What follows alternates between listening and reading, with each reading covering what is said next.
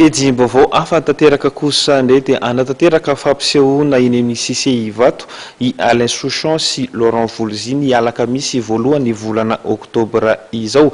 Etsika izay tafiditra ao anatin'ny fankalazana ny fahafolo taona ny fikambanana Aina Enfance et Avenir.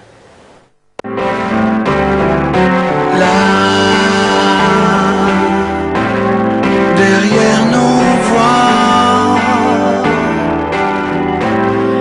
est-ce que l'on voit nos cœurs et les tourments à l'intérieur? Etsika maro no entina anamariana ny fahafolo taonan'ny fikambanana Aina Enfance et Avenir. Isantarana izany raha ny fantatra nandritry ny fionana tamin'ny mpampalala vaovao androany tao amin'ny IFM Manalakely ny fitokanana ny village Aina Enfance et Avenir Rahapitso any Antanandrano. Arandrasany maro ihany koa ny fampisehoana tokana iarahana amin'ny Laurent Voulzy sy Alain Souchon izay ho tanterahana amin'ny alakamisy voalohan'ny volana oktobra amin'ny 7 arivo ao amin'ny CCI Vato.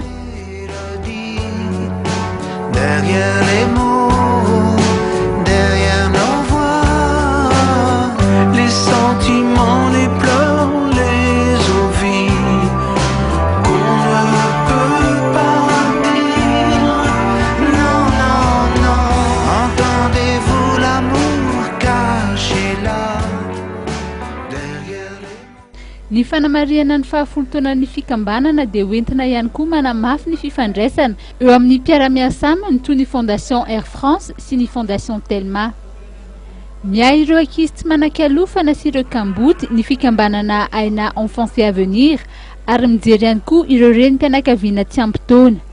Hatramin'izay folo taona nisian'izay dia mahery ny 300 ireo ankizy nisitraka ny fanampian'ny fikambanana ary mbola maro ireo tetikasaka saina ho tanterahana ho fanampiana hatrany ireo ankizy sahirana.